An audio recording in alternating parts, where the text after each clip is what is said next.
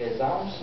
Avant de débuter, je tiens à remercier premièrement Alexandre Boulris, le nouveau député NPD de Haute-Mont-la-Petite-Patrie. Il faut comprendre que le NPD a toujours appuyé les demandes de STTP, a toujours été des alliés naturels pour la STTP dans nos luttes.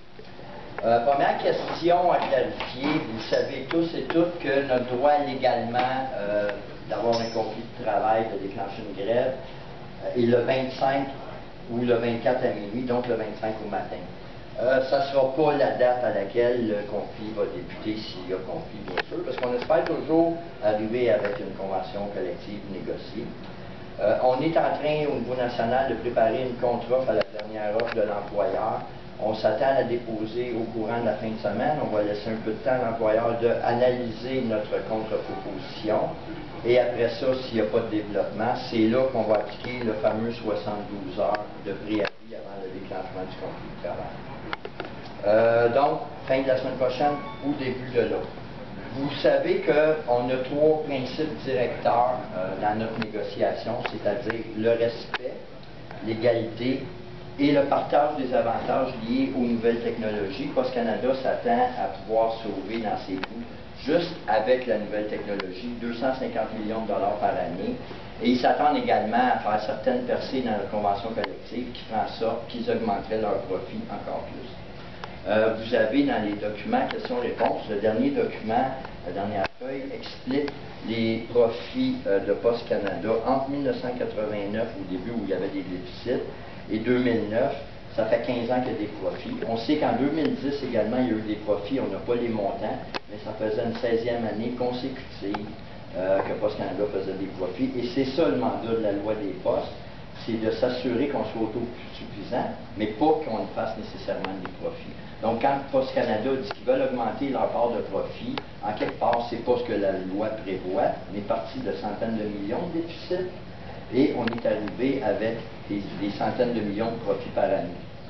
Étrangement, quand Post Canada a commencé à vouloir commencer à préparer ses négociations toutes, on est à peu près en 2009, c'est l'année record des profits. On est en crise financière et Post Canada, dans pleine crise financière, a une année record de profit, c'est-à-dire 281 millions.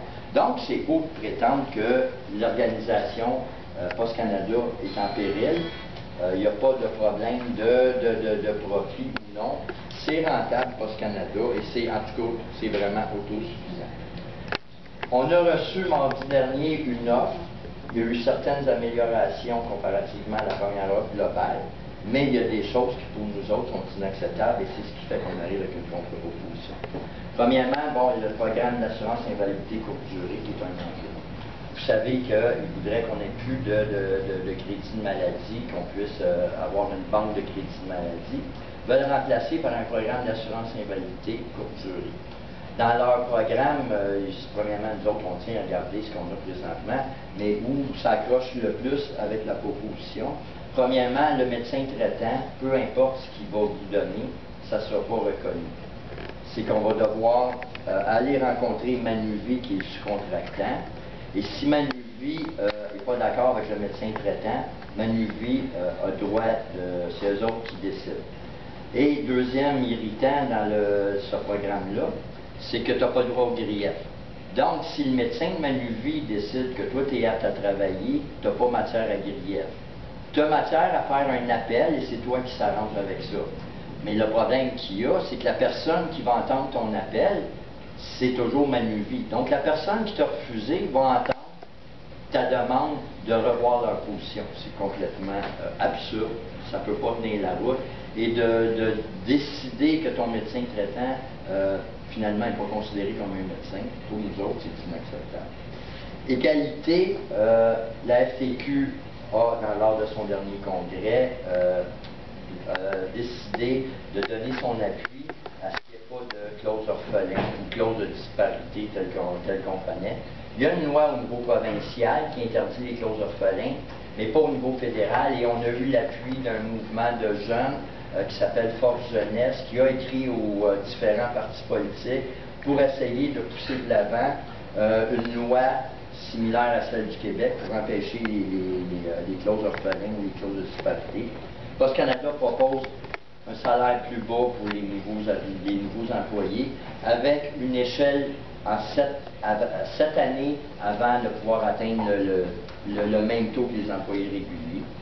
Le fonds de pension serait différent, entre autres aussi, malgré qu'il y a un certain recul de la société, c'est qu'il serait prêt à garder les prestations réduites, mais qu'au lieu de 55-35,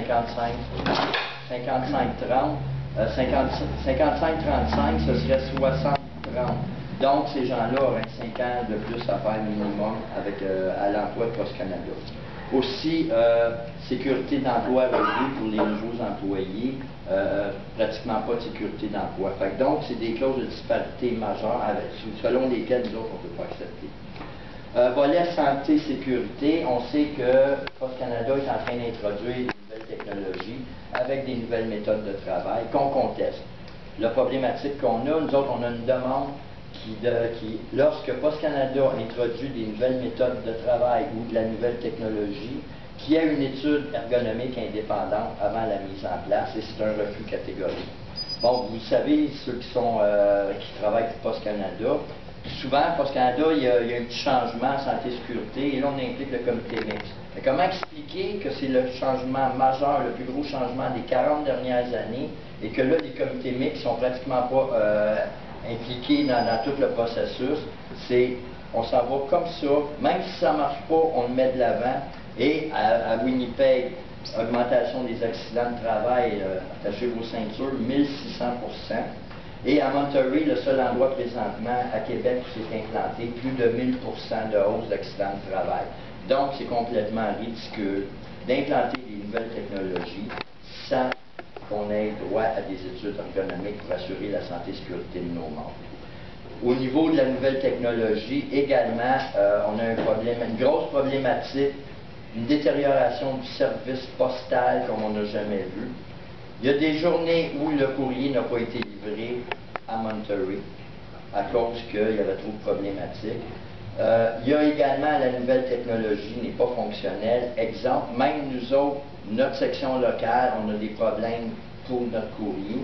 C'est-à-dire que la machine, au lieu de lire l'adresse du destinataire, lit l'adresse de l'expéditeur, et là, le courrier revient à l'expéditeur ou est retourné dans le plan, et là, le courrier tourne dans la machine de façon continue. Et on a des plaintes des résidents et des commerces de Laval, on en a beaucoup de plaintes, les gens se plaignent.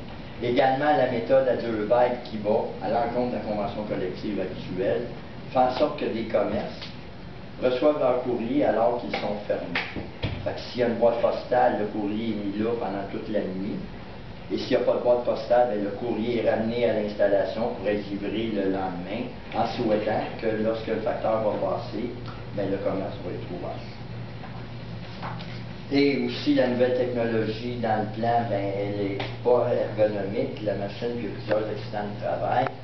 Ça nous a pris 15 ans avec l'ancienne technologie pour la rendre ergonomique. Et là, présentement, la nouvelle technologie est encore moins ergonomique que ce qu'on s'est battu pendant 15 ans avant. Là, il y a deux étages pour vider le courrier de la machine. Pour les petites personnes, c'est excessivement difficile pour atteindre le haut, le premier étage. Et pour les grandes personnes, ils doivent être constamment penchés de cette façon-là pour enlever le courrier du pot. Donc, sans études ergonomiques, ce volet-là aussi est excessivement préoccupant pour nous autres. Effectif, on sait que présentement, à l'interne, dans le plan ou dans les succursales postales, pour les gens, les commis, les VO4, il y a un manque d'effectifs flagrant. Mais sur ce volet-là, il y a certaines percées au niveau de la table de négociation. Mais au niveau de l'externe aussi, il y a une autre problématique. Il y a eu énormément de surtemps, de temps obligatoire, surtemps obligatoire pendant tout l'hiver. Les facteurs, en plus de faire leur itinéraire, avaient l'obligation, disons, 2-3 fois par semaine, d'effectuer une partie d'itinéraire supplémentaire. Ce qui fait en sorte que les gens travaillaient 10, 11, 12, 13 heures dans des conditions excessivement difficiles l'hiver avec la température. Il y a eu beaucoup de plaintes. Et les gens ont refusé. Ça a amené environ plus de 500-600 griefs parce qu'il y a eu des mesures disciplinaires, parce que les gens étaient fatigués, n'étaient plus capables de continuer et ils avaient l'ordre de continuer. Il y a eu des droits, il y a eu des refus. Et Poste Canada, selon son habitude, selon son habitude. La seule façon qu'ils savent comment gérer, c'est avec la discipline. Et c'est ce qui a amené une panoplie de griefs. Et le dernier volet, qui est que notre dernière demande principale, on sait que notre travail va être appelé à évoluer. On sait que notre travail va être appelé à changer. Oui, il y a une baisse un petit peu au niveau de la postulette, mais qui n'est pas si dramatique que ça. Et ça, ce document-là va vous l'expliquer. Il y a une petite baisse. Mais nous autres, en plus, on veut offrir des nouveaux services. On veut que Post Canada soit plus agressif sur la livraison de colis. Je pense que si on pouvait étendre là, le dernier kilomètre de livraison de Post Canada, il y a un volet environnemental excessivement qui n'est pas à négliger dans ce cadre-là. C'est pas normal qu'il y ait une dizaine de compagnies de courrier qui viennent livrer au même endroit sur la même rue. D'autres, on pense que si on avait le droit de livrer le dernier kilomètre partout, ça ferait en sorte qu'il y aurait beaucoup moins de pollution et ça serait à l'avantage de tout le monde. Je pense qu'on se doit de regarder tout ce qui est environnement de très près et on offre une alternative qui pourrait faire en sorte que la pollution ferait partie de nos revendications. On veut essayer que l'écologie devienne dans les priorités de Post Canada. On veut également offrir des nouveaux services. On sait qu'en Europe, dans beaucoup de pays, les comptoirs postaux peuvent offrir des services financiers, des services gouvernementaux en région quand il n'y a pas de bureaux gouvernementaux. On pourrait se servir du service postal, c'est-à-dire des installations des postes, pour offrir des nouveaux services. Donc, grosso modo, c'est ce qu'on a devant nous autres. On ne peut pas accepter l'offre qui a été déposée cette semaine. C'est la raison pour laquelle on dépose une contre-offre. Et rester à l'affût. À partir de la semaine prochaine, dès que l'avis de 72 heures va être donné, s'il y a lieu, parce que je répète que notre objectif, c'est d'avoir une convention collective négociée bonne foi, mais rester à l'affût, c'est possible que malheureusement, on ait à faire face à un conflit de travail. Donc, je vous remercie beaucoup de votre présence, tout le monde, et s'il y a des questions, je suis disponible. Pierre, merci d'être venu.